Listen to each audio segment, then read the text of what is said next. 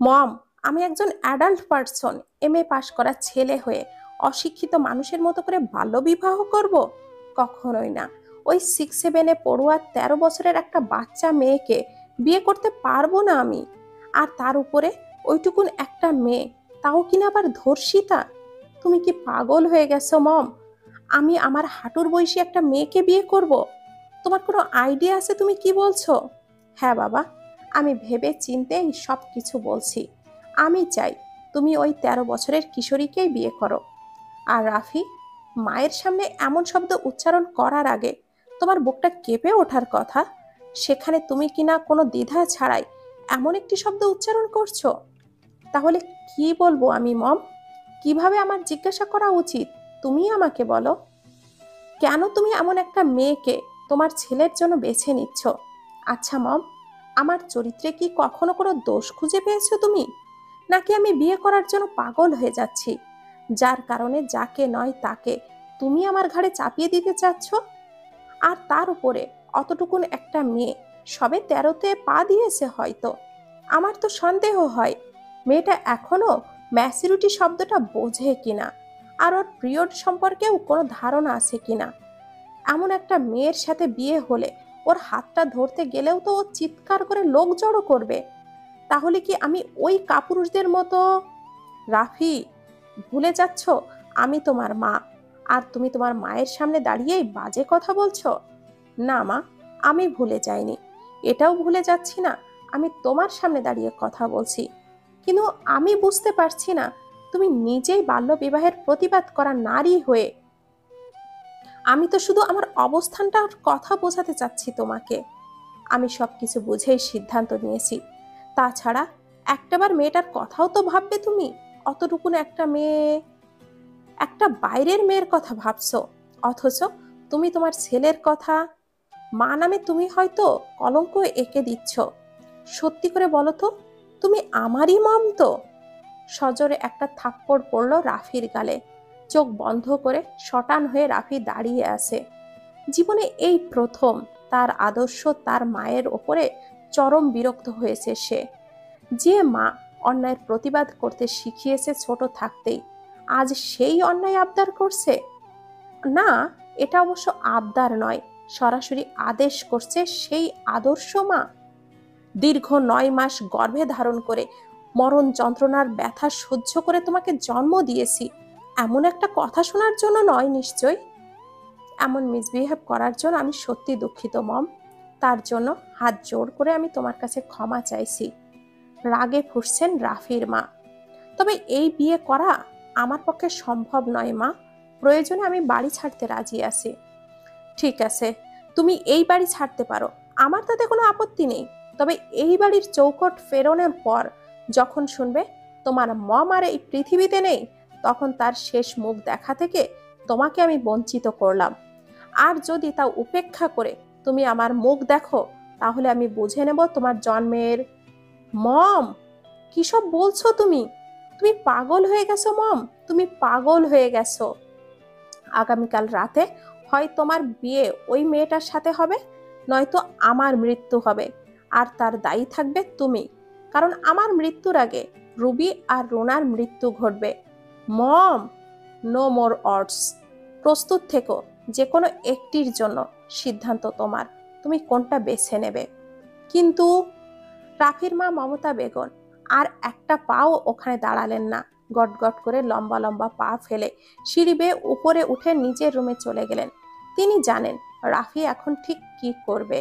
ছেলের মনে ঝড় তুলেছেন তিনি, যার দমকা হওয়া তার ভেতরেও কিছুটা রয়েছে।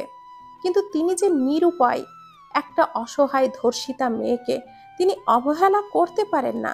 নারী সংস্থায় কাজ করেন তিনি দীর্ঘ 25 বছর যাবৎ। অনেক ধর্ষিতা নারীর সংসার সাজিয়ে দিয়েছেন নিজের হাতে তিনি। বিশ্বাস দিয়েছেন, কর্ম দিয়েছেন, বেঁচে থাকার অবলম্বন হিসাবে দিয়েছেন আশ্বাস, সাথে হাজারটা স্বপ্ন। বাল্যবিবাহের প্রতিবাদও করেছেন এতদিন যাবৎ, অথচ আজ নিরুপায় হয়ে এমন একটি সিদ্ধান্ত নিতে বাধ্য হয়েছেন তিনি। কিছুদিন আগে ভরা মজলিসে যখন বড় মাপের শ্রেণীর লোকেদের মধ্যে একজন সবার সামনে বলেছিলেন, কত শত মেয়ের সংসার তো সাজিয়ে দিয়েছেন, আপনি কি পারবেন? বুকে সাহস নিয়ে একজন ধর্ষিতা মেয়েকে আপনার ঘরে তুলতে? বুক ফুলিয়ে সেদিন মমতা বেগম সবার সামনে বলেছিলেন, অবশ্যই পারবো। আমিও চাই এমন একটি অসহায় মেয়ে আমার পরিবারে আসুক। ভালোবাসা দিয়ে তার কষ্ট লাঘব করব আমি। সমাজকে বুঝিয়ে দেব জোর করে একজন ধর্ষণ করা মেয়েরও সুখ পাওয়ার অধিকার আছে, সুন্দরভাবে স্বপ্ন বুনে বেঁচে থাকার অধিকার আছে তাদের। আর 10টা সাধারণ মানুষের মতো করে সমাজের সাথে পায়ে পা মিলিয়ে বাঁচার অধিকার আছে তাদের। করতালিতে উৎসাহিত করলেন সবাই তাকে সেই দিন। সবার চোখে তার জন্য সম্মানটা সেদিন আকাশ সমান পৌঁছে দিয়েছিল। যমজ 2 কন্যা সহ মোট 3 সন্তানের মাঝে একটি মাত্র ছেলে তার, আরিয়ান রাফি। এমএ পাশ করে জব খুঁজছে নিজের যোগ্যতায়। মামা খালুর টাকা পয়সা দিয়ে কোনো জব তিনি পছন্দ করেন না এবং রাফি নিজেও করতে চায় না। সে নিজের জীবনে যতটুকু এগোবে তা সম্পূর্ণ নিজের যোগ্যতায়। তাই আপাতত ছোট্ট একটা কোম্পানির ম্যানেজমেন্টে আছে রাফি। মমতা বেগমের ইচ্ছার গুরুত্ব রাফির কাছে আছে সবার আগে। তাই তিনি সিদ্ধান্ত নেন এই নারী সংস্থা থেকে একজন ধর্ষিতা সুকন্যাকে তার পুত্রবধূ করে তুলবেন নিজের ঘরে। কিন্তু বাদশাদে এক জায়গায়, এখানে রাফির জন্য কোনো মেয়েই নিজেকে পাত্রী হিসেবে ভাবতে চায় না। অমন সুদর্শন যুবক একজন ধর্ষিতা মেয়েকে নিয়ে সংসার করার আগে সেই ধর্ষিতা মেয়ের উপরে যে ধকল যাবে তা সহ্য করতে পারবে না সেই ধর্ষিতা মেয়ে। এমনিতেই তার মনটা ভেঙে গুড়িয়ে গেছে। বেঁচে থাকার স্বাদ মিটিয়ে দিয়েছে সমাজের কটু বাক্য। তারা চায় ভালোবেসে তাদেরকে কেউ আপন করে নিক, নয়তো এইভাবেই কাটিয়ে দিবে জীবনের বাকিটা সময়। তবুও কটু কথা সহ্য করবে না। মমতা বেগম আশ্বাস তো করলেও কোনো মেয়েই রাজি হয় না তার ছেলেকে বিয়ে করার জন্য। বলা চলে সাহস করে উঠতে পারছে না কেউ। মমতা বেগমের চাপাচাপিতে একসময় সেখানকার মেয়েরা বলে, যদি তার ছেলে এখানে এসে কাউকে পছন্দ করে নিজের অর্ধাঙ্গী হিসাবে মানতে চায় তাহলে তাদের কোনো আপত্তি নেই। সব দিক ভেবে চিন্তে দেখলেন মমতা বেগম যে তার ছেলে এখানে কোনো দিনও আসবে না, এমনকি এখানকার কোনো মেয়েকে সে বিয়ে করতেও চাইবে না। যদিও সে সবটা বোঝে তবুও। অগত্যা যখন টুসিকে এখানে আনা হয় তখন তিনি সিদ্ধান্ত নেন তিনি এই বাচ্চা মেয়েটাকেই নিজের ছেলের যোগ্য করে তুলবেন। যদিও বয়সটা অনেক অনেক কম, তবুও তিনি এই অসাধ্যকেই সাধন করবেন। লেখাপড়া করাবেন, পাশাপাশি তার ঘরের বউ হিসাবে গড়ে তুলবেন। ছেলের কথার আঘাত এতটুকুন বাচ্চার মনে কোনো প্রভাব ফেলবে না, নতুন করে আবার ভেঙে গুড়িয়েও যাবে না। যদিও এমনটি হয় তিনি সামলাতে পারবেন ভালোবাসা দিয়ে। তবে প্রাপ্তবয়স্ক মেয়েরা হয়তো আবারও বেঁচে থেকে মারা যাবে তীক্ষ্ণ কথার ধারে। তখন তিনি নিজের মাঝে অপরাধ বোধ কাজ করাবেন। একটা লাল টকটকে বেনারসি পরে সাদা গোলাপের পাপড়ি দিয়ে সাজানো বিছানায় আসন পেতে বসে আছে টুসি। নজর তার মেলে থাকা শাড়ির কুচির ওপর। পরনের বেনারসি শাড়ি তার ভীষণ পছন্দ হয়েছে। সে ভাবছে তার পরনের এই শাড়িটির এক কোণা কেটে তার পুতুলের জন্য শাড়ি বানাবে, যাতে করে এবার পুতুলের বিয়ের দিন সে তাকে এটা পরাতে পারে। এটা ভেবেই তার চোখে মুখে খুশির ঝলক উপচে পড়ছে। হাত ঘুরিয়ে ঘুরিয়ে নিজের হাতের সুন্দর চুড়িগুলো গুনছে সে। গোনা শেষ, চোখের দৃষ্টি নিচের দিকে নামিয়ে নিচের ঠোঁটটা ফুলিয়ে দেখছে লাল রঙের আবরণটা ঠোঁটটি। হালকা সাদা কিছু চোখে পড়ল নাকের নিচের ঠোঁটের ওপর। জিহবা দিয়ে ঠোঁটের ওপরে লেগে থাকা দুধের আবরণটুকু জিহবা দিয়ে ঘুরিয়ে টেনে নিতে একটা তৃপ্তির ঢোক গিলে হাসছে মিটমিটিয়ে। তার বরের জন্য আনা দুধটুকু সে কুটুস করে খেয়ে ফেলেছে এটা ভেবে। চোখ বন্ধ করে ভাবছে তার বরটা কি এসে তার জন্য রাখা দুধটুকু খেয়ে ফেলার অপরাধে বকা দিবে। যদি বকে সে কিভাবে কাঁদবে? হাত পা ছড়িয়ে কাঁদবে নাকি ঠোঁট চেপে কাঁদবে? জোরে গলা ফাটিয়ে কাঁদলে কি ধমক দেবে? আচ্ছা, কাঁদলে এত কষ্ট করে সাজানো মুখটা থেকে সব চোখের পানিতে গলে পড়বে না তো? আচ্ছা, যদি মারে তখন সে কি করবে? ঘন পিটপিট করে কয়েক পলক ফেলে এগুলোই আওড়াচ্ছিল। খট করেই দরজা খোলার শব্দ হয়। টুসি আগ্রহ নিয়ে মাথা কাত করে মুখে হাসি ফুটিয়ে সেই দিকেই তাকায়। রাফি রুমে প্রবেশ করে যখন নিজের বিছানার উপরে টুসিকে তার দিকে ড্যাব ড্যাব করে তাকিয়ে থাকতে দেখে মেজাজটাই বিগড়ে যায় তখন রাফির।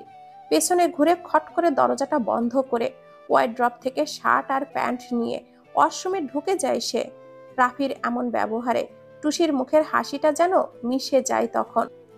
দুধটুকু খেয়ে ফেলায় বরটা কি তার উপরে রাগ করেছে তা জানতে চাওয়ার জন্যই শাড়ির চারপাশ দুই হাতে গুটিয়ে নিয়ে একত্রে দলা পাকিয়ে এক হাতে নিল, অন্য হাতে ভর দিয়ে বিছানা থেকে নেমে দাঁড়ালো।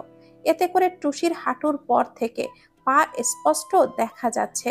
শাড়ির নিচে পেটিকোট বাদে হাঁটু পর্যন্ত প্যান্ট তাকে পরানো হয়েছিল তা দেখা যাচ্ছে গাঢ় সবুজ রঙের। সেই দিকে বিন্দু পরিমাণও খেয়াল নেই টুসির। তাই সে আস্তে আস্তে উঠে ওয়াশরুমের সামনে এসে দাঁড়ালো। ততক্ষণে টুসির শাড়ির চেহারা একদম পাল্টে গেল। কোমর থেকে শাড়ির কুচি খুলে বেরিয়ে এসেছে তার হাতে। মাথার ওড়নাটাও একদম এলোমেলো হয়ে এক পাশে খুলে পড়ে যাচ্ছে। টুসি না পারছে শাড়ি সামলাতে আর না পারছে ওড়না সামলাতে। তাই এক টানে ওড়নাটা খুলে শাড়ি সহ সব দলা করে বুকের ওপরে দুই হাত ধরে রাফিকে ডাকতে লাগলো, এই যে বর, দরজাটা খুলবেন? আপনি কি রেগে আছেন? আমার সাথে তো একটু কথাও বললেন না। শাশুড়ি আমাকে বউ সাজিয়ে দিয়েছে, কেমন বউ বউ লাগছে আমাকে, দেখছেন? না দেখলে এখন একটু দেখে নিন না, একটু পরে আর দেখতে পারবেন না কিন্তু। এখনই আমার শাড়িটা খুলে গেছে, সাথে ওড়নাটাও। একবার আপনার দেখা হয়ে গেলে আমি সব খুলে ফেলবো, খুব গরম লাগছে। এই যে বর, দরজাটা একটু খুলবেন? আপনি রেগে আছেন? মাত্র দাঁড়িয়েছে রাফি, তীব্র রাগে এমনিতেই শরীরটা ফেটে যাচ্ছে তার। তার উপরে এই পিচ্চি মেয়েটার এমন কথায় রাফির সম্পূর্ণ রাগটা মাথায় চড়ে বসেছে। থুতনিটা অনবরত কাঁপছে রাফির রাগে। দাঁতে দাঁত চেপে মুখের চাপা শক্ত করে চুপ করে দাঁড়িয়ে আছে। ভেতর থেকে কোনো শব্দ না পেয়ে টুসি আবারও বলতে লাগলো, আপনি কি বাথরুমে এখন টয়লেটে গেছেন? কথা বলছেন না কেন? রাফি দাঁতে দাঁত চেপে শক্ত করে চোখটা বন্ধ করে নিল। হাত দুটো শক্ত করে মুষ্টিবদ্ধ করে দাঁড়িয়ে আছে। সমস্ত শরীর কাঁপছে রাগে, এখনো কাঁপছে। ফোঁস করে দম ছাড়ছে সে। টুসি কোনো সাড়া শব্দ না পেয়ে আবারও বলল, ও বুঝতে পেরেছি, আপনি এখন পটি করছেন। আচ্ছা থাক, আপনি আরাম করে পটি করেন, আমি আপনার জন্য দাঁড়িয়ে এখানেই অপেক্ষা করছি। একটু তাড়াতাড়ি বের হবেন কিন্তু। রাফি ওয়ালে ডান হাত দিয়ে রাগের বশে জোরে শক্ত হাতে আঘাত করে। এই মেয়েটার সাথে কথা বলার বিন্দু মাত্র ইচ্ছে তার নেই, কিন্তু এমনটাই কথা শুনলে যে কারোরই মাথায় রক্ত চড়তে সেকেন্ডও সময় লাগে না। জানেন, শাশুড়ি তখন রাতে খেতে বলেছিল, তখন কেমন যেন ভয় ভয় করছিল আমার। অবশ্য জোর করে দুইবার নিজের হাতে খাইয়ে দিয়েছে, তারপর কেমন যেন বমিও পাচ্ছিল, তাই তখন খেতে পারিনি। কিন্তু এখন না, খুব ক্ষুধা লাগছে। গরুর মাংসের কড়া মশলার গন্ধ নাকে জ্বলে যাচ্ছে। আপনি বের হয়ে আমার জন্য একটু ভাত আর মাংস এনে দিবেন? নিচে যাব না আমি। ওই যে দুইটা আপু আছে না, একই রকম দেখতে, ওরা আমাকে দেখে শুধু হাসছিল। খুব খারাপ ওরা, জানেন?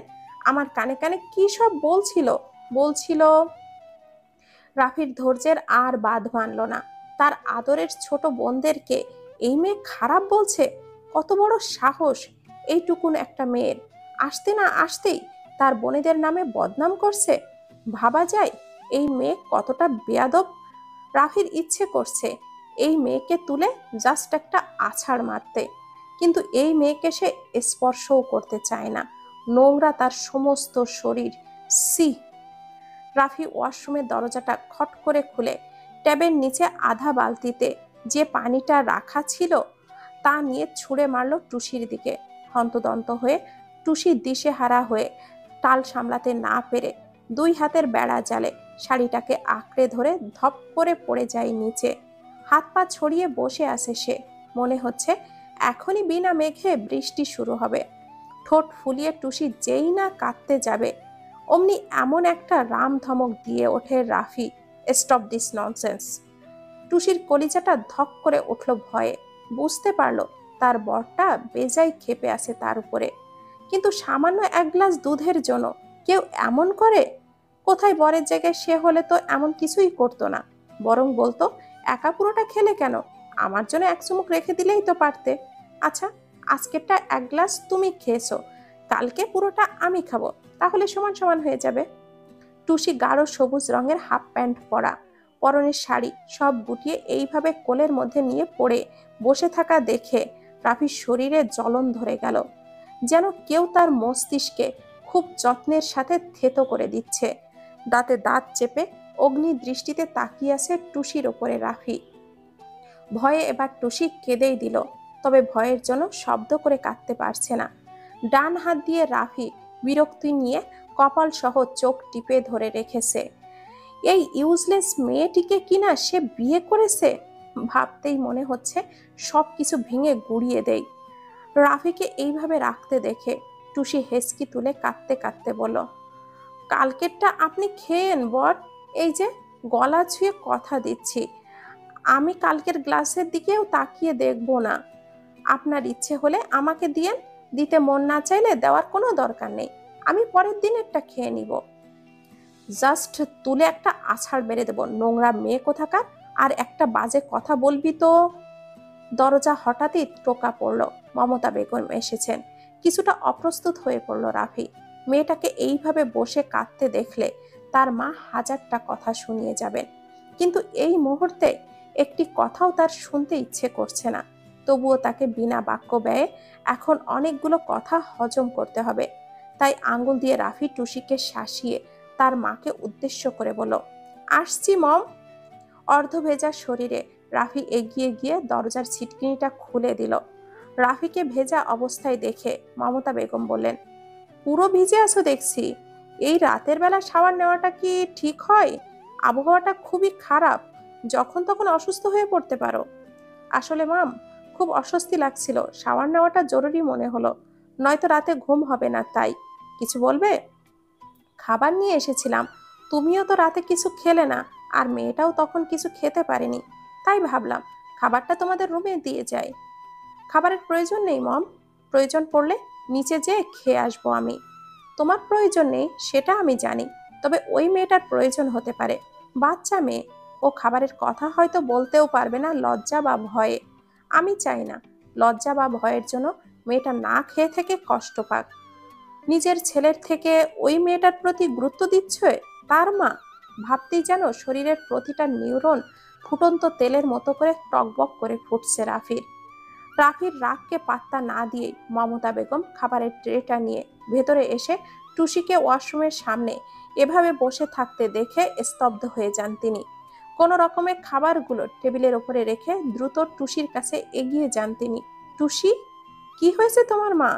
এমন বিধ্বস্ত অবস্থায় ভিজে এখানে এভাবে পড়ে আসো? রাফি কিছু বলেছে তোমাকে? এভাবে শাড়ি খুলে কোলের মধ্যে রেখেছো কেন? শাশুড়ি দেখো না, আমি খেয়ে ফেলেছি বলে বরটা রেগে আমাকে ভিজিয়ে দিয়েছে পুরো। মমতা বেগম ভুরু কুঁচকে টুসির দিকে তাকিয়ে বোঝার চেষ্টা করলো কি খেয়ে ফেলেছে বলে তার ছেলে রাগ দেখাচ্ছে। মমতা বেগমের চাহনি দেখে টুসি বলল, আর এক গ্লাস দুধ আছে শাশুড়ি, থাকলে বরটাকে দিন না, তাহলে আর আমার উপরে রেগে থাকবে না। মমতা বেগম ওয়ার্ড্রপের ওপর থেকে দুধের গ্লাসটা রেখে গিয়েছিল, তার দিকে খেয়াল করে দেখেন গ্লাসটা পুরো খালি। বুঝতে পারেন টুসি গ্লাসের দুধটুকু সব খেয়ে ফেলেছে বলে তার ধারণা রাফির এর জন্য রেগে আছে। মেয়েটা কতটা অবুঝ, চোখ বন্ধ করে নেয় মমতা বেগম। মমতা বেগম তার দৃষ্টি ঘুরিয়ে ছেলের দিকে তাকালে দেখেন রাফিও গ্লাসের দিকে তাকিয়ে আছে। রাফির চোখে মুখে বিরক্তির ছাপ স্পষ্ট বোঝা যাচ্ছে। রাফি গ্লাস থেকে চোখটা সরিয়ে টুসির দিকে তাকিয়ে দাঁতে দাঁত চেপে বলল, ইডিয়েট একটা, জাস্ট বিরক্তিকর। ছেলের দিকে কড়া চোখে তাকিয়ে মমতা বেগম টুসিকে ধীরে ধীরে উঠিয়ে কোমর থেকে শাড়িটা খুলে ওয়াশরুমে রেখে টুসিকে নিজের রুমে নিয়ে গেলেন। যাবার আগে রাফির কণ্ঠে কঠোরতা এনে বললেন, দ্রুত ফ্রেশ হয়ে নাও, ওকে চেঞ্জ করে নিয়ে আসছি আমি। রাফি কিছু বলার জন্য মুখ খুলতেই মমতা বেগম বলে উঠলেন, ভেজা শরীরে বেশিক্ষণ থাকা ঠিক নয়, অসুস্থ হয়ে পড়বে, যাও ফ্রেশ হয়ে নাও, তারপর দুজনে একসাথে খাবারটা খেয়ে নিবে আশা করি। সাদা আর লাল রঙের থ্রি পিস পরে টুসি টেবিলে আসন পেতে বসে গান্ডে পিণ্ডে খাবার খাচ্ছে গরুর মাংস দিয়ে। টুসির পুরো মনোযোগ এখন সম্পূর্ণ খাবারের দিকে। রাফি বেডের ওপরের পেছনের বেডের সাথে মাথা হেলান দিয়ে মাথা পেছনের দিকে ঝুঁকে বসে আছে। দৃষ্টি তার উপরের সিলিং ফ্যানের উপরে। পাশেই তার সেলফোন অনবরত ভাইব্রেশন হয়েই যাচ্ছে, সাথে জমা হচ্ছে কত শত মেসেজ ইনবক্সে, ইমো, হোয়াটসঅ্যাপে, এমনকি ফেসবুক মেসেঞ্জারে। অফিস থেকে বাসায় ফিরে এসে বন্ধুদের সাথে রাত 9টা 10 পর্যন্ত আড্ডা দিয়েছে রাফি। আড্ডা সময় মতো না গেলে বন্ধুদের মাঝে শোরগোল শুরু হয়ে যায়। ফোনের পর ফোন দিতেই থাকে রাফির বন্ধুরা, সাথে মেসেজ তো আসেই। আজ এটা নিয়ে রাফির কোনো মাথা ব্যথা নেই। অন্যদিন হলে হয়তো। ফোঁস করে একটা দম ছাড়লো রাফি। আর ভাবতে পারছে না, বুকের ভেতরে চিনচিন করে ব্যথা করছে। টুসি মাথাটা কাত করে রাফির দিকে তাকিয়ে দেখে তার বরটা উদাস হয়ে বসে আছে। খারাপ লাগলো এবার টুসির একটু। একটু গলার স্বরটা উঁচু করে বলল, এই যে বর, আপনি কি সত্যি খাবেন না? এখনো বড় বড় 4-5 পিস মাংস আছে তো। রাফি কঠিন চোখে নাকের পাটাটা ফুলিয়ে দাঁতে দাঁত চেপে টুসির দিকে তাকায়, যেন এখনই টুসিকে চোখের দৃষ্টি দিয়ে ভস্ম করে দিবে। টুসি একটু ভয় পেয়ে যায়। গ্লাসে থাকা পানি দিয়ে হালকা গলা ভিজিয়ে নিয়ে বলল, এভাবে তাকাচ্ছেন কেন বর? আমার না ভয় করছে। তখন আপনাকে খেতে দেইনি বলে আপনি রেগে গিয়েছিলেন, তাই না বর? সেজন্যই তো জিজ্ঞাসা করছি, আপনি খাবেন না? যদি না খান তাহলে আমি খেয়ে ফেলবো সব মাংস। রাফি রাগের চরম পর্যায়ে পৌঁছে যায়। অসহ্য লাগছে এই মেয়েটাকে এখন তার। ফট করে টুসির দিকে তেড়ে আসতেই টুসি নিজেকে গুটিয়ে নিয়ে বসে। এটা দেখে রাফি আরো রেগে যায়। চিবিয়ে চিবিয়ে বলল, যত গিলতে মন চায় গিলে গিলে খা, তবুও আমার মাথা অন্তত খাস না। টুসির সাহসে কুলালো না আর কিছু খেতে। এমন ভাবে বললে কি খাওয়া যায়? যদি একটু ভালো করে বলতো তাহলে সে বাটির পুরো মাংসটুকুই খেয়ে ফেলতে পারত। রাফি চোখের সামনে এই মেয়েটাকে আর 1 সেকেন্ডের জন্যও সহ্য করতে পারছে না। তাই লম্বা লম্বা পায়ে রাফি বেলকনিতে চলে গেল। টুসি রাফির সামনে থেকে সরে গেলে টুসি বাটি থেকে 1 পিস মাংস তুলে পুরোটা এক গালে ঢেলে দিল। হাত ধুয়ে উঠে সোজা বিছানায় এসে গুটিসুটি হয়ে শুয়ে পড়ল। রাত প্রায় 12টা বাজে। রাফি বেলকনি থেকে রুমে এসে দেখে টুসি হাত পা ছড়িয়ে ঘুমিয়ে আছে তার বিছানায়। এতক্ষণ ধরে ঠান্ডা হাওয়া, মস্তিষ্ক আমার যেন বিগড়ে গেল। একটা নোংরা শরীর তার বিছানায়, এটা সে কিছুতেই মানতে পারছে না। ছুঁড়ে ফেলে দিতে ইচ্ছে করছে এই মেয়েটাকে। ঘৃণা হচ্ছে নিজের বিছানার উপরে। কিন্তু এই মেয়েকে তো রাফি কিছুতেই স্পর্শ করবে না। তাই টেবিলের ওপর থেকে পানির গ্লাসটা নিয়ে টুসির মুখের ওপরে উঁচু থেকে পানি একটু একটু করে ঢেলে দিল রাফি। কুড়মুড় করে ঠেলে উঠল টুসি। অগ্নি চোখে রাফিকে সামনে দাঁড়িয়ে থাকতে দেখে টুসি দ্রুত গুটিসুটি মেরে বসে। তখন রাফি বলে ওঠে, এত বড় সাহস তোর! এই নোংরা শরীর নিয়ে আমার বিছানায় শুয়েছিস? বর, আমি আজ 2বার গোসল করিয়েছি, এখন একটুও নোংরা নেই আমার। বিশ্বাস না হয় একটু চিমটি কেটে দেখুন না। উফ গড! এক্ষুনি নেমে যা আমার বেড থেকে, নয়তো I sure I just kill you. ভয়ে টুসি বিছানা থেকে নেমে দাঁড়াতেই বুঝতে পারলো তার জামা কেমন যেন ভেজা ভেজা লাগছে। সন্দেহবশত জামার সামনে একটু উঁচু করে ধরতেই কিছু দেখে টুসির অন্তর আত্মা কেঁপে ওঠে। আবারও এই রক্ত! রাফি বিছানায় রক্তের ছোপ ছোপ দাগ দেখে 2 হাত দিয়ে নিজের মাথার চুলগুলো শক্ত করে মুঠি করে ধরে দাঁতে দাঁত চেপে বলল, ও মাই গড মম! টুসি রাফির এমনভাবে চিৎকার করাতে প্রথমে ভয় পেয়ে যায়, পরে কাঁদতে শুরু করে। মিনিট অতিক্রম করে না তার আগেই মমতা বেগম হন্তদন্ত হয়ে দরজায় নক করে। রাফি দরজাটা খুলতেই মমতা বেগম শুনতে পায় টুসি কাঁদছে।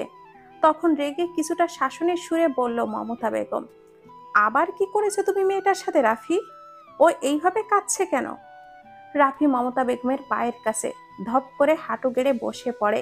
মায়ের পাটা জড়িয়ে রাফি মাথাটা মায়ের পেটের কাছে আলতো করে স্পর্শ করে অনুনয়ের সুরে বলে, প্লিজ মম, আমাকে একটু একা ছেড়ে দাও। আমার সময়ের প্রয়োজন। আমি এসব নিতে পারছি না। দম বন্ধ হয়ে আসছে মম আমার। আমাকে একটু বোঝো না মম, প্লিজ আমাকে একটু বোঝো। ছেলের এমন অনুনয়ের কথা শুনে মমতা বেগমের খুব মায়া হলো। চোখ দুটো তার ছলছল করে উঠল। সে কি ছেলের প্রতি অন্যায় করছে? প্রশ্নটা তার মস্তিষ্ক গ্রাস করে ফেলল। চোখটা বন্ধ করে মমতা বেগম রাফির মাথায় হাত রাখতেই রাফি মায়ের দিকে তাকিয়ে বলল, ওকে রুম থেকে নিয়ে যাও মম, প্লিজ মম, তোমার পায়ে পড়ছি, আমাকে একটু সময় দাও, আমি একটু একা থাকতে চাই। আমি কথা দিচ্ছি সময় হলে আমি নিজে ওকে আমার রুমে নিয়ে আসব। তবুও মম, এখন তুমি ওকে নিয়ে যাও এই রুম থেকে, প্লিজ মম। টুসির কান্নার বেগ যেন বেড়ে গেল বরের এমন কথায়। তার উপস্থিতিতে তার বরের দম বন্ধ হয়ে আসছে। কথাটার মানে সে ঢের বুঝতে পেরেছে। দম বন্ধ হয়ে আসলে খুব কষ্ট হয়। সেদিন যেমন হয়েছিল তার, ওই অসভ্য লোকগুলো যখন তাকে খুবলে খাচ্ছিল। এখনো শরীরে অজস্র কামড়ের দাগ চোখের সামনে আসতেই সেই দৃশ্যকে তাজা করে দেয় টুসির। কিভাবে দুই হাত চেপে ধরে তাকে কষ্ট দিয়েছিল, শিয়ালের মতো করে কামড়ে তার স্কুলের কাপড় ছিঁড়ে খুলে ফেলেছিল। এলোমেলো হাতে ব্যথা দিয়ে কি বাজে স্পর্শ ছিল তাদের। টুসি সহ্য করতে না পেরে চিৎকার করাতেই একটা দানবের মতো মানুষ তার মুখের ভেতরে। না, আর ভাবতে পারছে না টুসি। দুই হাত দিয়ে নিজেকে জড়িয়ে ধরে কাঁদতে থাকলো টুসি। সে কি ইচ্ছে করেই করেছে এইসব? সেদিন ওই লোকগুলো তাকে মৃত্যু সমান কষ্ট দিয়ে ওই রোগটা বাঁধিয়ে দিয়েছে। তার বরকে কি করে বোঝাবে সে? মমতা বেগম রাফিকে দাঁড় করিয়ে ছলছল চোখে একবার তাকিয়ে লম্বা পায়ে টুসির কাছে আসেন। টুসিকে বুকের সাথে জড়িয়ে নিতেই চোখ যায় বিছানার ওপরে। বুঝতে আর বাকি থাকে না রাফির কেন চিৎকার করেছে, এইভাবে ডাকছিল তাকে। ছেলের দিকে একবার তাকিয়ে মমতা বেগম টুসির কপালে আলতো ভালোবাসার স্পর্শ এঁকে সৌজন্যমূলক হাসলেন। টুসির ভয়টা একটু হালকা হলো। রাফি রুম থেকে বের হয়ে আসে। মমতা বেগম বিছানার চাদরটা উঠিয়ে তা চেঞ্জ করে দিল। টুসি তখনও হেসকি তুলে শব্দ করে কাঁদছিল। মমতা বেগম এটা দেখে মুচকি হাসেন। তারপর রাফির বিছানা ঠিক করে দিয়ে টুসিকে নিয়ে নিজের রুমে চলে আসেন। আসার সময় রাফিকে যে ঘুমাতে বলেন। 3 দিন কেটে গেছে। মমতা বেগমের রুম থেকে টুসি বাইরে বের হয়নি। পিরিয়ডের ব্যথায় যন্ত্রণায় ছটফট করছিল 2 দিন। ডক্টর এসেছিল এর মাঝে। টুসির বয়স অনুপাতে পিরিয়ডটা স্বাভাবিক বিষয় হলেও সে অজ্ঞ ছিল এই বিষয়ে। যেদিন তার সাথে ওই দুর্ঘটনা ঘটে তখন থেকেই পিরিয়ডটা শুরু হয়। একটা পাট খেতে তাকে পাওয়া যায় রক্তাক্ত অবস্থায়। সেখান থেকেই তাকে উদ্ধার করে সরকারি হাসপাতালে নিয়ে আসে গ্রামের লোক। পুলিশ কেস ছিল যদিও বিষয়টা, তবুও পুলিশ কোনো রকম প্রমাণ ছাড়া কিছুই করতে পারেনি। ঘটনাটা ঘটেছিল রাতে। স্কুল ছুটির পর কোচিং করে ফিরতে সেদিন বেলা ডুবে যায়। শর্টকাট রাস্তা নিয়ে বাসায় ফিরতেই মাঠের মধ্য দিয়ে বাসার রাস্তা ধরে টুসি। অনেকটা দূরে মাঠের মধ্যে একটা ছাগল ছানাকে ভ্যা ভ্যা করতে দেখে সেই দিকেই এগিয়ে যায় সে। যেয়ে দেখে একটা ছাগল ছানা ছোট গর্ততে কাদায় পড়ে আছে। সেটা দেখে টুসি সেই ছাগল ছানাটাকে কোলে করে তার থেকে অনেকটা দূরে একটা পানির ডিবুতে দৃষ্টিকোণ হতেই খুঁজতে খুঁজতে নিয়ে যায় সেই ছাগল ছানাকে। পানি দেখে ছাগলছানা লাফ দিয়ে ছুটে যায়। অনেক সময় নিয়ে টুসি তাকে আবারও ধরে এনে খুব যত্ন করে গোসল করিয়ে দেয়। ততক্ষণে চারিদিকে প্রায় অন্ধকার হয়ে আসে। টুসি সেখান থেকে আবারও ফিরতে গিয়ে দেখে তার রাস্তাটা গুলিয়ে গেছে। সে কোন দিক থেকে এসেছিল আর কোন দিকে যাবে কিছুই বুঝতে পারছিল না। ছাগলছানা ছাড়া পেয়ে দৌড়াতে দৌড়াতে চোখের আড়াল হয়ে যায়। এত বড় শুনশান মাঠ মনে হতেই ভূতের ভয় জাপটে ধরে তাকে। কিছু না ভেবে ছুট লাগায় দিশেহারা হয়ে। কিছু দূর যেতেই হঠাৎ করে একটা মোটা তাজা অবয়ব তাকে ধরে ফেলে মাঠের মধ্যেই। কোনো একটা গামছা বা কাপড় জাতীয় কিছু দিয়ে তার মুখটা বেঁধে দেয়। পেছন থেকে এমন হওয়াতেই চেহারাটা দেখতে পায় না টুসি। কাঁধে করে নিয়ে যায় অনেকটা দূরে তাকে। ছোটাছুটি করেও কোনো লাভ হয় না।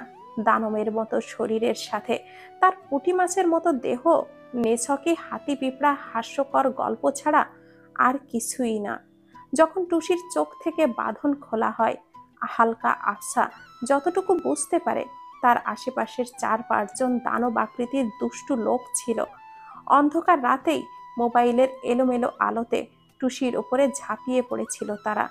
এতটুকুই জানতে পারে পুলিশ টুসির মুখ থেকে, যখন সে টানা 16 দিন পর সুস্থ হয়। ডক্টর তখন জানান টুসির উপর বর্তমান যে চাপ গেছে তার শরীরের উপর, এতে করে ভবিষ্যতে টুসির কনসেপ্ট করার সম্ভাবনা থাকবে 20%। আদৌ সে মা হবার ক্ষমতা রাখবে কিনা তা নিয়েও যথেষ্ট সন্দেহ আছে। বছরখানিক পিরিয়ডের সময় ডক্টরের অবজারভেশনে থাকতে হবে তাকে। টুসির দেখাশোনা করার জন্য নারী সংস্থায় যোগাযোগ করে পুলিশ। নিজের সঠিক ঠিকানা সে কোনোভাবেই বলতে পারেনি। যতটুকু বলেছিল তা নিয়েও পুলিশ বেশ ঘাটাঘাটি করেছে।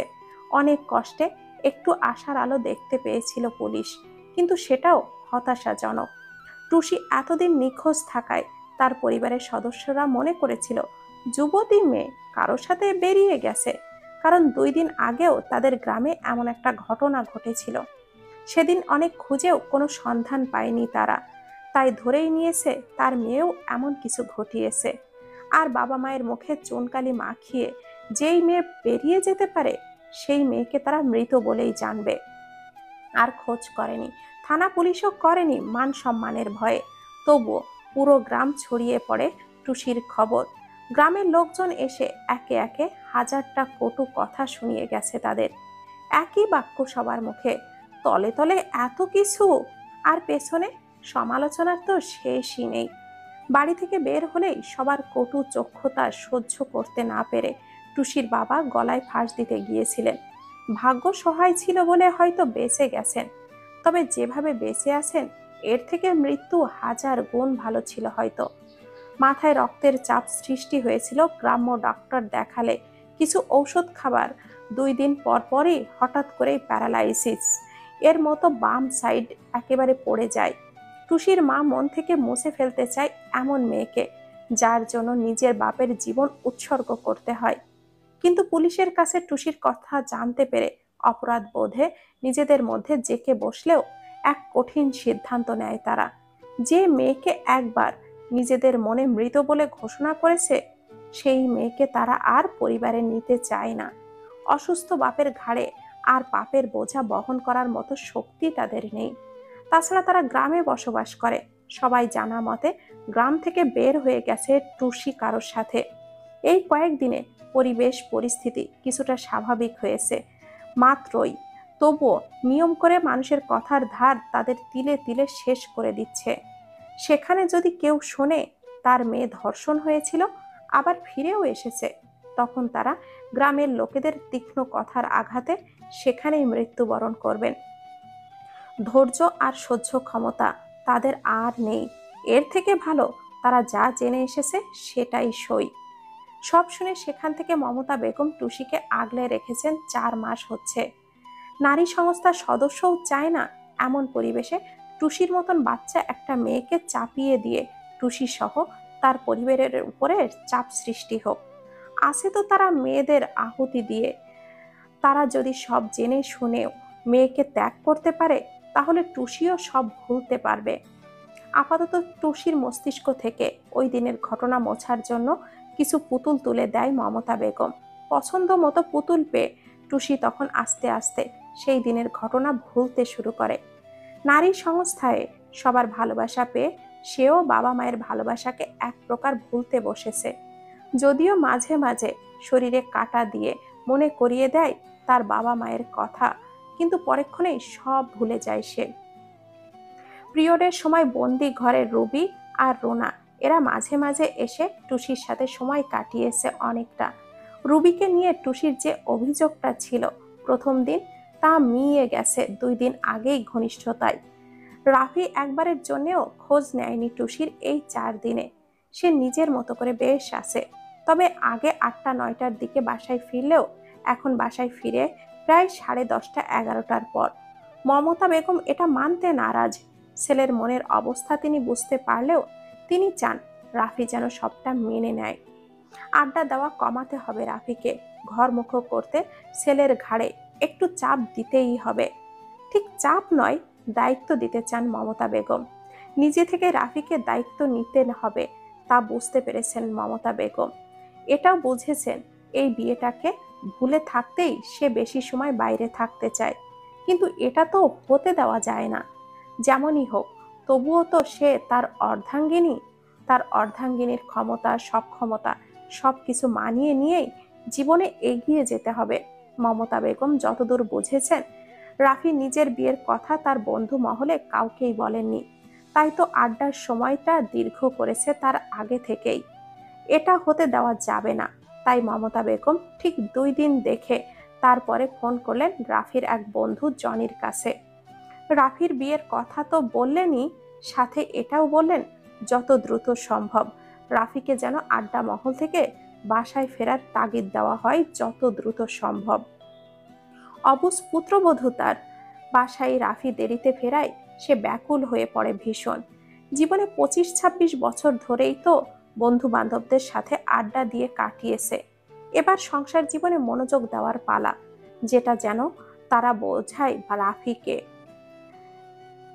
মমতা বেগমের কথাই মেনে নিল জনি এবং আশ্বাস দিল রাফি দ্রুত বাসায় আসতে না চাইলেও তারা জোর করে পাঠিয়ে দিবে।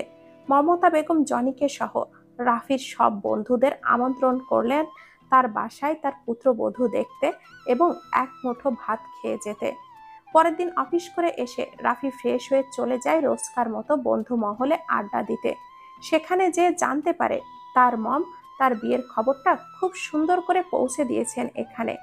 সারাদিনের ক্লান্তি নিয়ে বাসায় ফিরে বিয়ে নামক বিরক্তিকর বিষয়গুলো এড়িয়ে চলতেই রাফির বন্ধু মহল চলে আসে আড্ডা দিতে। এখানে আসলে সারাদিনের ক্লান্ত সবকিছু নিমিষেই যেন দূর হয়ে যায় রাফির। নিজেকে খুব হালকা মনে হয় তখন রাফির। তার পৃথিবী বলতে এমন দুঃসময়ে এই একটু শান্তির জায়গা ছিল, অথচ তার মা তার সেই শান্তিটুকুও কেড়ে নিল তার বিয়ের কথাটা এখানে প্রকাশ করে। বন্ধু মহলে এখন প্রতিটা মিনিটের নিউজ ফিডে থাকবে তার এই বিয়ে নামক নিউজটা। চরম বিরক্ত মনে আঁকে রাফি তার মায়ের প্রতি।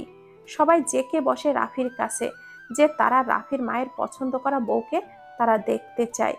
রাফি এই বিষয়টি কঠোর নিষেধাজ্ঞা জারি করলেও শেষ পর্যন্ত হতাশা হয়ে যায় যখন জনি বলে তার মম নিজেই তাদেরকে যেতে বলেছেন এবং একটা খাবার আয়োজনও করবে, তারা গেলে এটাও জানিয়েছেন। রাফি আর কিছুই বলতে পারে না। সব বন্ধুরা মিলে ঠিক করে আগামীকাল রাতেই তারা রাফির বাসায় খাওয়া দাওয়া করবে এবং নতুন বইয়ের মুখ দর্শন করবে। শাড়ি পরে ঘোমটা দিলে প্রতিটা কিশোরী যেন নারী হয়ে ওঠে। মমতা বেগমের মন এটাই মানে। রাফি গতকাল তার মমকে জানায় তার কয়েকজন বন্ধু আসবে রাতে ডিনার করবে এখানে। মমতা বেগমের বুঝতে আর বাকি থাকে না রাফির বন্ধুরা তার কথাতেই আসছে। এর আগে রাফির তেমন কোনো বন্ধু এই বাসায় আসেনি। কারণটা ছিল তার যমজ 2 কন্যা, এসএসসি পরীক্ষার্থী তারা, সদ্য যৌবনে পা দিয়েছে, এখন চোখে পড়ার মতো বয়স তাদের। আর দেখতেও তো মাশাআল্লাহ। মমতা বেগম চান না এমন 2টি মেয়ে থাকতে এই বাসায় যুবকদের আনাগোনা হোক। পুরুষ জাতির দিয়ে বিশ্বাস নেই তার। নারী সংস্থায় সে যে সব পরিস্থিতির মোকাবেলা করে, তাতে করে ঘৃণা এসে গেছে পুরুষদের প্রতি।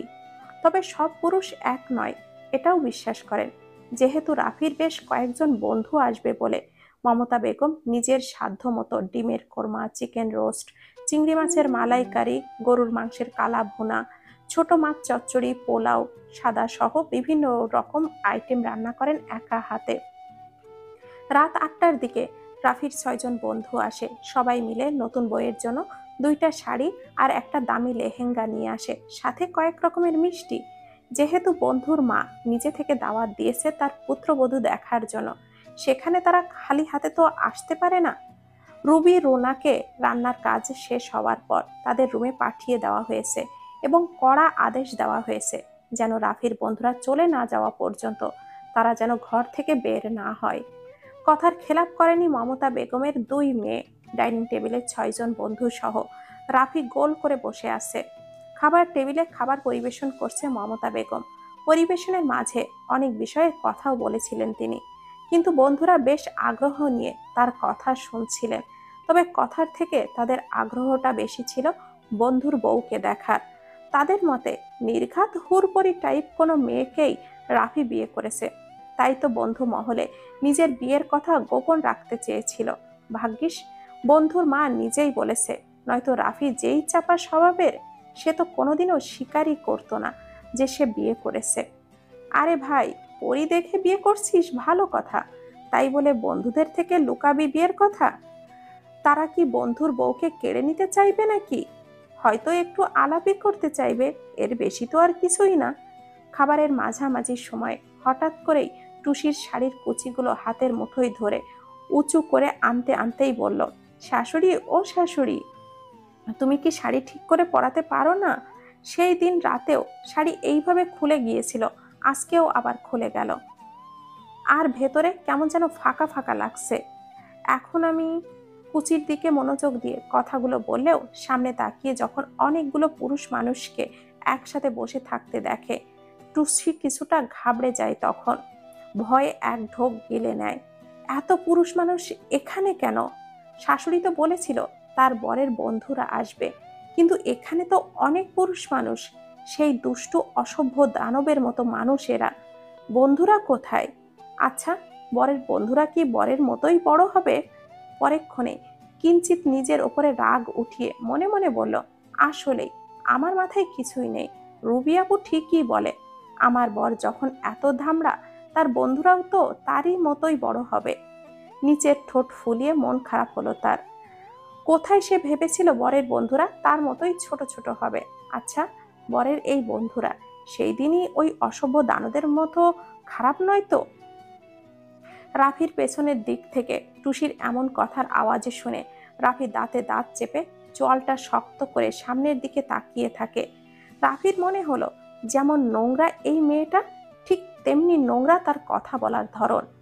একটা মেয়ে কি এতটুকুও কমন সেন্স নেই যে তার কাপড় খুলে গেছে বলে লজ্জায় সে কোথায় কাউকে হেল্প করার জন্য ডাক দিবে? তা না, বাড়িতে আরো দুটো মেয়ে আছে, তাদের কাছে যাবে। তা না করে সোজা খোলা কাপড়ে এতগুলো মানুষের সামনে এসে বলছে। তার কেমন যেন ফাঁকা ফাঁকা লাগছে। Like seriously? নেহাতি রাফির বন্ধুরা এখানে আসে, নয়তো এই মুহূর্তে তার মাকে কিছু কড়া কথা শুনিয়ে দিত, হয়তো দ্বিধাবোধ করতো না। সে কোন পাপের সাজা তার মাকে দিচ্ছে, সে এমন একটা মেয়ের সাথে তার বিয়ে দিয়েছে? রাফির বন্ধুদের এখন কেমন যেন রিয়াকশন হবে ভাবতেই যেন লজ্জায় মাথা নত হয়ে যাচ্ছে রাফির। নাকের পাটাটা ফুলিয়ে শক্ত করে চোখটা বন্ধ করে নেয় সে। রাফির বন্ধুরা সব গালে ভাত দিয়ে হাঁ করে তাকিয়ে আছে টুসির দিকে। তারা সবাই ঠিকই শুনেছে তো, এই মাত্র এই পুচকি মেয়েটা তার বন্ধুর মাকে শাশুড়ি বলে ডাকলো। জনি মাথাটা হালকা ঝাঁকিয়ে আবারও ফ্ল্যাশব্যাকে এই মেয়েটা তখন কি বলল সেটাই স্মরণ করে নিল। না, জনি তো ভুল শোনেনি, একটু আগেই এই মেয়েটা শাশুড়িই বলেছিল। স্থির মুখভঙ্গিতে আর চোখে সব বন্ধুদের দিকে একবার তাকালো জনি। সে যা ভাবছে সবার ভাবনা কি তার সাথে মিলে গেছে? সবার চোখের এক্সপেরিয়েশন বলে দিচ্ছে জনির মতোই শকড হয়েছে তারাও। মমতা বেগমের কিঞ্চিত রাগ হলো তখন। এতগুলো মানুষের সামনে পরিবেশটা না বুঝে কখনো এইভাবে সবার সামনে আসতে হয়? মানছে সে অবুঝ, তাই বলে সে কি এতটাই অবুঝ হয়ে থাকবে সব সময়? তার নিজেরও তো দুইটা মেয়ে আছে, তারা তো কখনো এতটাও অবুঝ ছিল না। তাহলে সবার দিক থেকে চোখটা ঘুরিয়ে টুসির দিকে তাকিয়ে মমতা বেগম কিঞ্চিত শাসনের সুরে টুসিকে বলল, তুমি এখন রুমে যাও, আমি আসছি। কোনো বাক্য ব্যয় না করে টুসি মাথা নিচু করে গুটি গুটি পায়ে নিজের রুমে চলে গেল। মমতা বেগম সবারকে উদ্দেশ্য করে বললেন, মেয়েটার বয়স অনেক ছোট, সবাই বুঝতেই পেরেছ নিশ্চয়। সে যাই হোক, তোমাদের মনে প্রশ্ন জাগতেই পারে, এতটুকুন একটা মেয়ে কি করে রাফির স্ত্রী হিসেবে গ্রহণ করা হয়েছে? মমতা বেগমের কথার পিঠে জনি ফট করেই বলে উঠল, না না আন্টি, আমাদের মনে কোনো প্রশ্ন নেই। বয়সে অনেক ছোট তাতে কি, পারিবারিক কিছু বিষয় তো থাকতেই পারে। তাছাড়া আমরা তো বলবো ছোটখাটো মেয়েকে বউ হিসেবে পেয়েছেন, এটা তো ভাগ্যের ব্যাপার। নিজের মতো বুঝিয়ে শুনিয়ে হাতে করে মানুষ করতে পারবেন। ম্যাচুরিটি কোনো মেয়েকে নিয়ে আসলে পরে দেখা যাবে আজলে গুজলে আপনাদের সাথে হয়তো ঝগড়া করবে, সবার দিকে তাকিয়ে বলবে, এটা তো অহরহই হচ্ছে আজকাল। কি বলিস তোরা? সবাইকে উদ্দেশ্য করে কথাগুলো জনি বলল। একদম ঠিক বলেছিস জনি, পাশ থেকে অন্য আর একটা বন্ধু এই কথাগুলো বলল। খুশি হলাম তোমাদের কথায়, আশা করি রাফিকে সবটা বোঝাবে তোমরা। জি আন্টি, অবশ্যই। রাফি কি অবুঝ নাকি আন্টি? ও সব বুঝবে, আর আমরা আসি তো ওকে বোঝানোর জন্য, আপনি চিন্তা করবেন না। নিয়ে খেতে লজ্জা পেও না কিন্তু তোমরা, নিজের ঘর মনে করে যা যা লাগে খাও। আমি দেখে আসি মেয়েটা কি করছে, কেমন? মমতা বেগম চলে গেলেন উপরে। রাফি দাঁতে দাঁত চেপে তখনও বসেছিল। জনি সহ সবাই মমতা বেগম চলে যাওয়ার পর একসাথে ঠোঁট চেপে হেসে ওঠে। রাফি চোখটা বন্ধ করে নেয়। রিপন নামের এক বন্ধু বলে ওঠে তখন, আরে রাফি, এটা তো চুনোপুটি মাছ রে, হাহা। সিরিয়াসলি, তুই এমন একটা বাচ্চা মেয়েকে বিয়ে করেছিস? আবে ইয়ার, এ তো ঘুমের ঘরেও ফিডার খাওয়ানোর জন্য বায়না করবে তোর কাছে। তাতে কি, আমাদের রাফি তখন বইয়ের মুখে ফিডার দিয়ে বলবে বাবু খাও, ব্যঙ্গ করে বলল কথাটা। তবে যাই বলিস, এতদিনে বাবু খাইছো কথাটা রাফির ক্ষেত্রে একদম খাপে খাপ হয়েছে, বুঝলি? হাসির রোল পড়ে যায় তখন রাফির বন্ধুদের মুখে। রাফি নিজের রাগটা আর কন্ট্রোল করতে পারে না। খাবার রেখে হাত ধুয়ে উঠে সোজা নিজের রুমে চলে আসে। রাফি যে ভীষণভাবে রেগে আছে বিষয়টা বুঝতে পারে সবাই। অপমান বোধ করে সব বন্ধুরা রাফি এইভাবে উঠে যাওয়ায় হাত ধুয়ে তারাও উঠে চলে যায়। শুধু থেকে যায় জনি। সবাই চলে যাওয়ার পর জনি রাফির রুমে আসে। দরজাটা ভিড়িয়ে দিয়ে রাফির কাঁধে হাত রেখে জানতে চায় কি হয়েছে। জনিকে বুকে জড়িয়ে নিয়ে কিছু সময় পর সবকিছু খুলে বলে। রাফির একমাত্র ঘনিষ্ঠ বন্ধু হচ্ছে জনি। রাফিকে বন্ধুদের মাঝে জনি সবার থেকে বেশি বোঝে। একজন ভালো শুভাকাঙ্ক্ষী হিসাবে সবসময় রাফিকে জনি সাপোর্ট করে এসেছে, এখনো তাই করবে। সেদিনের পর কেটে গেছে আরো দুইটা দিন। রাফি এই 2 দিন মায়ের সাথে কথা বলেনি। সকালে অফিসে চলে যায় আর সন্ধ্যায় বাসায় ফিরে বের হয় না রুম থেকে। রুবি না হয় রুনা রুমে খাবার দিয়ে আসে। এই 2 দিনে মমতা বেগম খুব যত্ন সহকারে টুসিকে অনেক কিছু বুঝিয়েছেন। টুসিও লক্ষ্মী মেয়ের মতো করে যতটুকু পেরেছে আস্তে আস্তে বুঝে নিয়েছে। তিনি স্কুলে ভর্তি করিয়ে দিয়েছেন টুসিকে। মমতা বেগম চায় টুসি পড়াশোনা করবে তার 2 মেয়ের মতো। যতটা টুসি পড়তে চাইবে ঠিক তত দূর। জীবন সম্পর্কে টুসিকে সব কিছুই জানতে হবে, বুঝতে হবে, শিখতে হবে। তার জন্য প্রয়োজন পড়াশোনা। পাশাপাশি মমতা বেগম চান ছেলের একাকী সময় কাটাক কিছুটা, তাই তিনিও কিছু বলেন না। এইভাবেই সপ্তাহ পার হয়ে যায়। হঠাৎই একদিন রাতে মমতা বেগম রাফির রুমে আসে। মমকে রুমে আসতে দেখে রাফি শোয়া থেকে উঠে বসে। গম্ভীর কণ্ঠে রাফি বলে, কিছু বলবে মম? হুম, বলো, কি বলবে? আমার উপরে ভীষণ রাগ তাই না তোমার?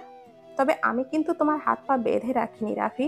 তোমাকে স্বাধীনতা যেমন দিয়েছি তেমন স্বাধীনভাবে বাঁচার অধিকারও দিয়েছি। সেই হিসাবে তুমি সবকিছু ছেড়ে চলে যেতে পারতে। আমার কথা না ভাবলেও হয়তো তোমার হতো। যদিও ধরে নিতাম আমার শিক্ষায় ভুল ছিল। হঠাৎই এই কথা কেন বলছো? হয়তো বলতে পারো টুসির সাথে আমি তোমাকে জোর করেই বিয়ে দিয়েছি। হ্যাঁ, এটা ঠিক। তবে বিশ্বাস করো, আমি চাই না এই মুহূর্তে টুসির সাথে তোমার সংসার জীবনটা শুরু হোক। হুম, হাসালে মম। হাস্যকর হলেও এটাই সত্য রাফি।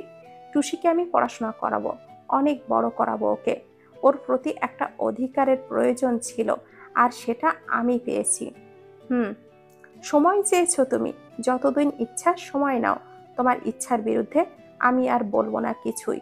টুসি তোমার অর্ধাঙ্গিনী, তাই টুসি আজ থেকে তোমার রুমে থাকবে, কারণ তোমরা স্বামী স্ত্রী।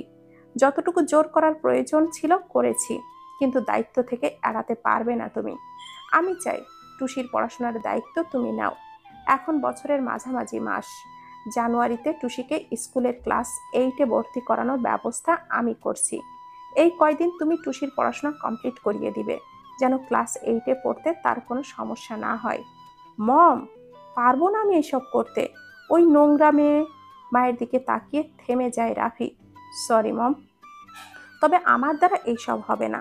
তাছাড়া আমার সময় কোথায়?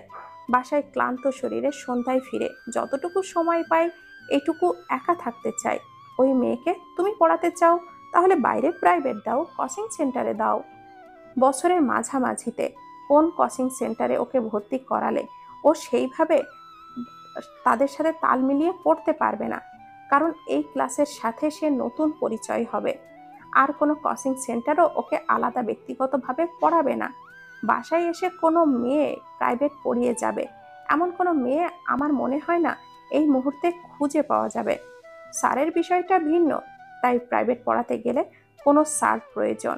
তুমি খুব ভালো করেই জানো ওই বাড়িতে পরপুরুষ আমি কখনো অ্যালাউ করিনি, এমন কি বিশেষ কারণ ছাড়া, তোমার বন্ধুদেরকেও নয়। কারণটা নিশ্চয়ই তুমি জানো। তোমার আদরের দুইটা বোন, স্ত্রী ছাড়াও তোমার বোনেদের দিকটাও তো ভাবতে হবে। তাছাড়া তোমার স্ত্রী হয়ে বাইরের কোথাও পড়তে পাঠানোটা সবাই ভালো চোখে দেখবে না নিশ্চয়। মেয়েটা বড্ড অবুঝ, আবার কোনো দুর্ঘটনা ঘটিয়ে ফেলে কে জানে। আমি কোনো রিস্ক নিতে চাই না। যদিও তোমার কাছে কতটুকু সেফ থাকবে তাতে এটা নিয়েও আমার সন্দেহ আছে। মম, তুমি ওই মেয়েটার জন্য আমার দিকে আঙ্গুল তুলছো? আমার ছেলে হলেও তুমি তো পুরুষ মানুষ রাফি, এটা তো আমি অস্বীকার করতে পারি না। যাই হোক, সন্দেহ নিয়ে প্রশ্নটা যখন উঠেছে, তোমার উচিত নিজেকে প্রমাণ করা তুমি নিজেকে কতটুকু সংযত রাখতে সক্ষম। তার মানে তুমি বলতে চাইছো ওই মেয়েটাকে আমি পড়িয়ে প্রমাণ করব আমি কতটুকু সংযত রাখতে সক্ষম, তাই তো? ওকে, দেন ফাইন, আমি ওকে পড়াতে রাজি আছি। তবে আমার একটা শর্ত আছে, ওই মেয়ে আমার সামনে যদি বেশি বাচ্চামো করতে আসে বা আমার কথার খেলাপ করে, ওকে এর জন্য কঠোর শাস্তি ভোগ করতে হবে। আর এর জন্য তুমি আমাকে কিছুই বলতে পারবে না। তুমি ওকে শাস্তি দিতেই পারো, কিন্তু বাচ্চামোর জন্য শাস্তি, এটা কেমন একটা দেখায় না? বাচ্চারা বাচ্চাদের মতো করে আচরণ করবে, বড়রা বড়দের মতো করে আচরণ করবে, বৃদ্ধরা বৃদ্ধদের মতো করে আচরণ করবে, এটাই তো স্বাভাবিক। এখন তোমাকে যদি আমি বলি তুমি একটা আইসক্রিমের জন্য হাত পা ছুঁড়ে বাচ্চাদের মতো করে কান্না করো, পারবে করতে? পারবে না। ঠিক তেমনি এখন একটা বাচ্চার সামনে তুমি যদি হোঁচট খেয়ে পড়ে যাও, সে কি তোমার ব্যথা, লজ্জা, অনুভূতি এইসব অনুভব তো করতে পারবে? তবে হ্যাঁ, সে মজা পাবে, তখন সেটা দেখে আনন্দ করবে, আর আনন্দ করলে সে হাসবে। এটাই তো স্বাভাবিক রাফি। যদিও মমতা বেগম রাফিকে খুব সুন্দরভাবে বুঝিয়েছে, কিন্তু রাফির মনে চলছে অন্য কিছু। রাফি কোনোভাবেই চায় না ওই মেয়েটার কোনো কিছুর দায়ভার সে বহন করুক। তবুও মম কত সুন্দর করে তার ঘাড়ে দায়িত্বটা তার চাপিয়ে দিচ্ছে। ওই নোংরা মেয়েকে বিয়ে করেছে বলে কি তাকে তার দায়িত্ব নিতে হবে? তাহলে তো ওই মেয়েটারও অনেক দায়িত্ব বহন করতে হবে, ধৈর্য আর সহ্য করার পরীক্ষা দিতে হবে। খেলাধুলা হই হুল্লোড় করার বয়স তাহলে সেটাই করুক না, তা না করে ধেই ধেই করে নাচতে নাচতে যখন বিয়েই করেছে, কিছু দায়িত্ব তো তারও পালন করা উচিত। মনে মনে একটা ভিলেন টাইপ হাসি দিল রাফি। তারপর বলো, ঠিক আছে মম, প্রায় 2 বছর স্কিপ করে ওকে অষ্টম শ্রেণীতে ভর্তি করাবো। আগামীকাল অফিস থেকে আসার পথে ক্লাস অষ্টম শ্রেণীর বইগুলো কালেক্ট করে নিয়ে আসবে। এটাও আমাকে করতে হবে মম? বই কিনে আনতে বলেছি রাফি, বউকে নিয়ে ঘুরতে যেতে বলিনি। এখানেও কি তোমার সমস্যা? রাফিদের বাসাটা মূলত দোতলা, ওপর তলায় 3টা রুম আর নিচতলায় 2টা। ওপরের কর্নের রুমটাতে রাফি আর মাঝের রুমটাতে খালি, তার পাশের রুমটাতে যমজ 2 কন্যা থাকে। মমতা বেগম নিচতলায় একা থাকেন। যমজ মেয়েদের বয়স যখন 3 বছর, তখন একদিন তার স্বামী অফিস থেকে আসার পথে গাড়ি অ্যাক্সিডেন্ট করে 2 পা হারান। অপারেশন করার সময় ব্লাড টেস্ট করালে তার ডায়াবেটিস ধরা পড়ে 18.3, ক্রিটিক্যাল অবস্থা, তাই অপারেশন করাতে হয়।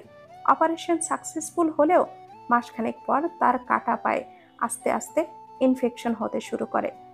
গ্যাংগ্রি নামক ব্যাধি গ্রাস করে ফেলেন তাকে। আবারও অপারেশন করতে হয় তার।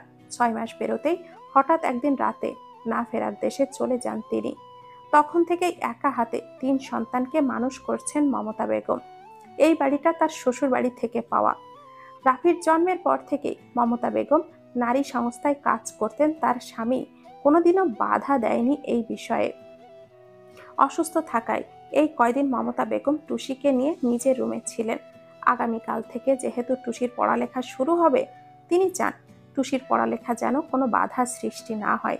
সারাদিন অফিস করে এসে নিচে মায়ের রুমে টুসিকে পড়াতে রাফিরও একটু অস্বস্তি বোধ করতে পারে, যেহেতু সেটা মায়ের রুম। কিন্তু মমতা বেগম এটা চান না যাতে করে রাফির বিরক্ত বোধ করে। তাই এবার তিনি 2 তলায় তার মাঝের খালি রুমটাতে পড়ে আছে সেই রুমটাতে টুসির জন্য থাকার ব্যবস্থা করেন। 2 মেয়ে সহ মমতা বেগম মাঝের ঘরটা সুন্দর করে গুছিয়ে সাজিয়ে দেন টুসির জন্য। টুসি গ্রামের মেয়ে, একা থাকার অভ্যাস যদিও তার ছিল না, তবে নারী সংস্থাতে পরিবার ছাড়া থাকতে থাকতে এখন অনেকটাই অভ্যাস হয়ে গেছে। সে একা থাকতে পারবে কি না যখন মমতা বেগম জিজ্ঞাসা করেন, তখন দৃঢ় বিশ্বাস নিয়ে টুসি বলে সে থাকতে পারবে। মমতা বেগম চাইলে 2 মেয়ের সাথে টুসির থাকার ব্যবস্থা করতেন, কিন্তু তিনি কেন যেন সেটা করলেন না। রাফির পাশের রুমটা যে টুসির জন্য বরাদ্দ করা হয়েছে এই বিষয়ে রাফির কিছুই জানে না। আর হয়তো জানতে পারলেও রাফির তেমন কোনো আগ্রহ থাকতো না, তাই মমতা বেগম রাফিকে কিছু বলেনও নি।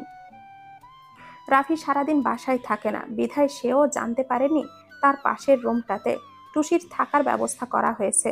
সন্ধ্যার পর রাফি যখন বাসায় ফিরে আসে, তার পাশের বন্ধ রুমটাতে আলো জ্বলতে দেখে। ভেতর থেকে হাসাহাসির শব্দ হচ্ছে। ঢের বুঝতে পারছে রাফি।